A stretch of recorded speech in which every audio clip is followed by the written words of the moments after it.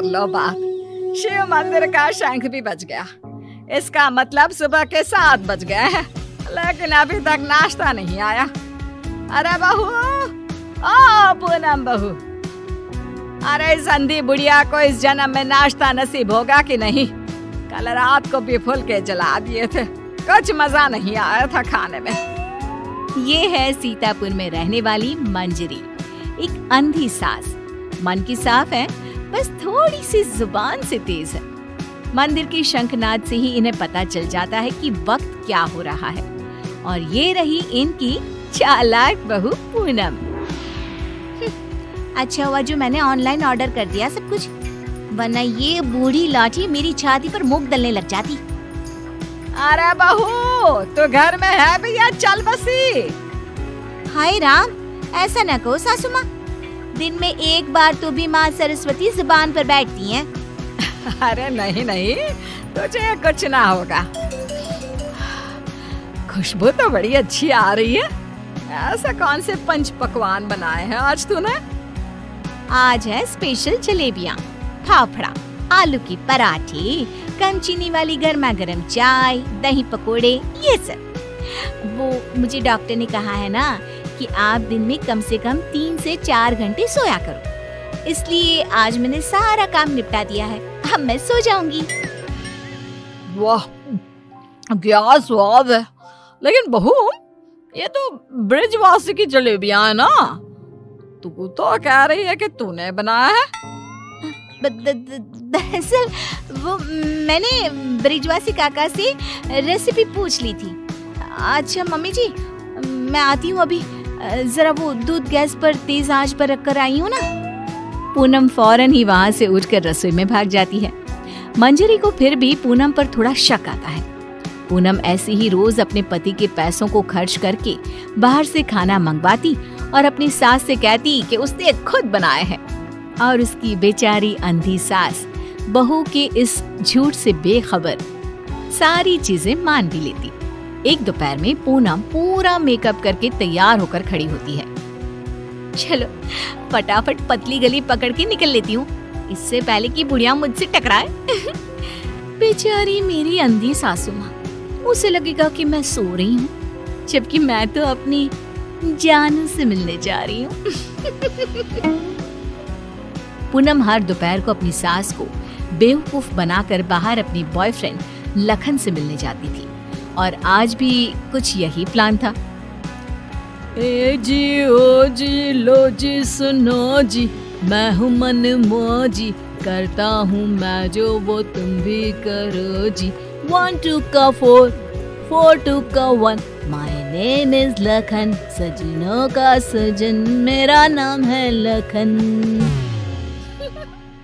लखन, तुम भी ना बिल्कुल एंटीक पीस हो। यार पूनम, हम कब तक ऐसे छुप छुप कर मिलते रहेंगे? एक तो मेरे पास कोई नौकरी भी नहीं है, वरना यह दिल वाला अपनी दुल्हनिया को खुद ही ले जाता। टेंशन मत लो, जब तक तुम्हारे पास पैसे नहीं आ जाते तब तक हम दोनों के लिए मेरा ससुराल है ना, मैं सब देख लूंगी। लेकिन तुम्हारे पति को शक वक हो गया तो? अरे मेरा पति तो मेरा दीवाना है, आंख बंद करके मुझ पर भरोसा करता है।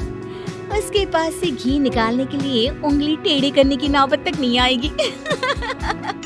ओए होए, शुक्रिया मेरी जान, love you love you love you. I love you too. इसी तरह दिन बीतते रहते हैं। एक रात देवेश बहुत खुश अपने ऑफिस से घर लौटता है। माँ, पूनम, एक खुश खबर है, ऐसी खुश खबर कि जिसे सुनकर आप दोनों फूले नहीं समा पाओगे। अरे तो जल्दी बताना फिर। हाँ, इतना सस्पेंस मत बढ़ाओ। मुझे कंपनी में सीईओ का पोस्ट मिल गया है। अरे वाह, जुग जुग जियो मेरे लाल। अब तो एक बड़ा माखन का कनस्तर चढ़ाऊंगी भोग में अपने कान्हा जी को। वाओ, मतलब अब 2 गुना 3 गुना 4 गुना पैसा होगा, और हमारी तिजोरी में साल के 12 महीने दिवाली होगी। वाह वाह वाह वाह, कांग्रेचुलेशंस देवेश। Thank you. लेकिन इस खुश खबर के साथ साथ एक और बात भी है। मुझे कल सुबह ही मुंबई के लिए रवाना होना होगा। बिजनेस मीटिंग है, लगभग 1 हफ्ते तक वहीं रहना होगा। क्या? ये तो कितनी अच्छी बात है। मेरा मतलब है कि आप मुंबई घूम भी लेंगे। कहते हैं ना, रात में मुंबई की सड़कें और नजारा काफी सुहाना होता है। वाकई में, ले जा इसे भी अपने साथ। अब मैं तो ठहरी अंधी। डॉक्टर ने कहा है रोशनी कभी भी आ सकती है, लेकिन मुझे तो ना लगता कि इस जन्म में आएगी मेरी आंखों की रोशनी। कैसी बातें करती हो सासू माँ आप भी। मैं भला अपनी सास को छोड़कर कहीं जाऊंगी क्या? अगर मैं चली गई तो आपकी सेवा क्या पड़ोस की मीना करने आएगी? देवेश, तुम आराम से घूम कर आओ और मेरे लिए एक अलग से सूटकेस भर के तोहफे लाना। इसे तो बस तोहफे ही दो, चाहे वो तीज हो, त्योहार या कोई और आम मामूली सा दिन। बस तोहफे तोहफे तोहफे। बिल्कुल पागल है ये। अरे मैं तोहफे मांगू तो आपको क्या दिक्कत है? आप भी मंगवा लो ना। देख देख देवेश बेटा, कैसे कैंची की तरह तेज चल रही है इसकी जुबान। अरे आप दोनों शांत बैठ जाओ, मैं आप दोनों के लिए ढेर सारे तोहफे लाऊंगा बस। देवेश अगली सुबह मुंबई के लिए निकल जाता है। इसी बात से खुश होकर पूनम सोचती है, रास्ते का कांटा तो साफ हो गया है। अभी मैं चुपके से मेरे लखन को घर पर भी बुला सकती हूँ। इस अंधी बुढ़िया को तो कानों कान भनक भी नहीं लगेगी। पूनम अब रात को चुपके से पीछे के दरवाजे के जरिए लखन को घर पर बुला लेती है।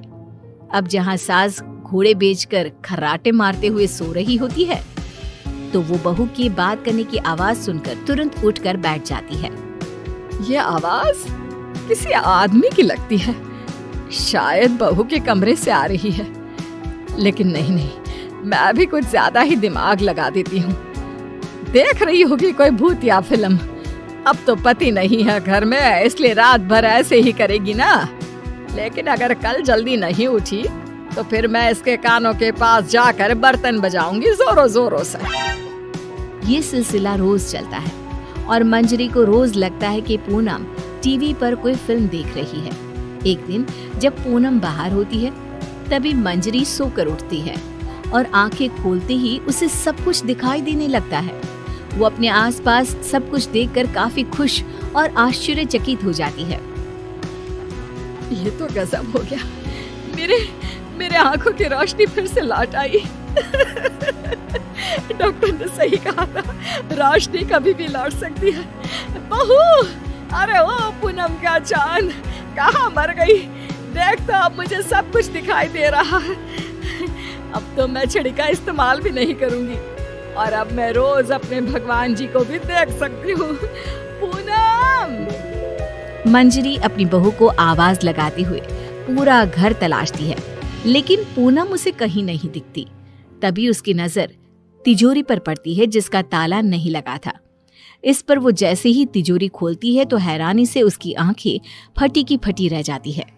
ये कैसे हो सकता है? जहाँ तक मुझे पता है, देवेश ने कहा था कि वो घर खर्च के लिए 25,000 दे के जा रहा है, लेकिन यहाँ तो उसका आधा भी नहीं है।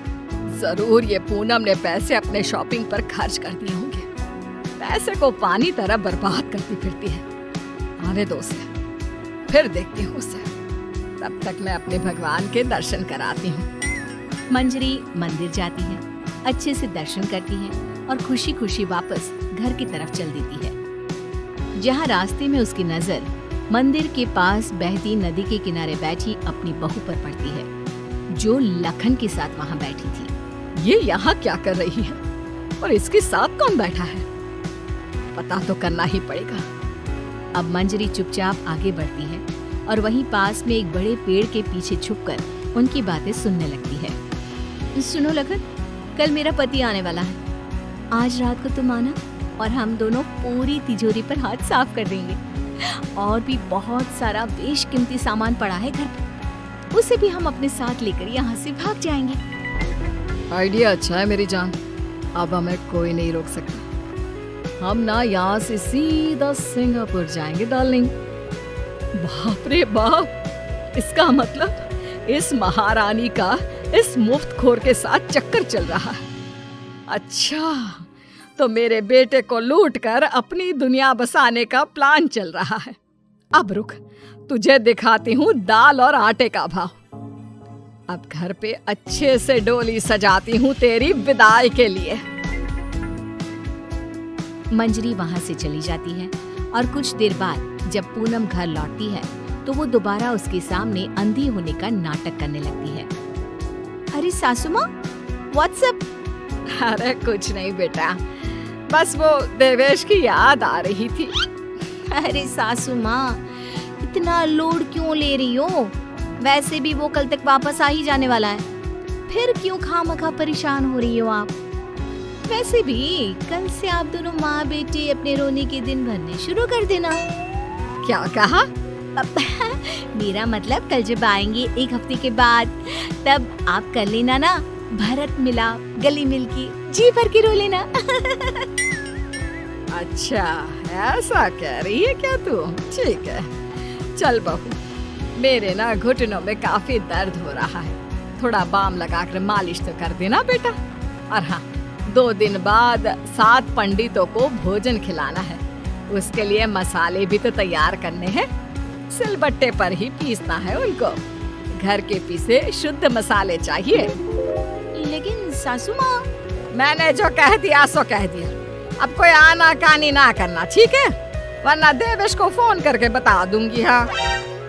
मंजरी अपनी बहू पूनम से जानबूझकर सारा काम करवाती है और ना चाहते हुए भी पूनम को वो सारा काम करना ही पड़ता है। आखिरी बार थोड़ी एक्स्ट्रा सेवा करा लेती हूँ इस नासपिट्टी कर्मचली से। मुझे इतने सालों तक उल्लू बनाया ना, अब इससे एक दिन में कैसे सूखी मिर्ची बनाती हूँ, देखना। सारा दिन काम करके पूनम अपने कमरे में जाती है और रात को लखन पीछे के दरवाजे से घर में घुस आता है। किधर है सारा माल? जल्दी करो, अपने पास बिल्कुल भी टाइम नहीं है। पूनम और लखन मिलकर सामान चुरा ही रहे होते हैं कि तभी वहाँ पर देवेश और मंजरी आ जाती हैं और उन्हें वहाँ देखकर पूनम और लखन के पैरों तले जमीन खिसक जाती है। देवेश, देवेश, तुम? सासू माँ, आप देख सकती हो? कैसे?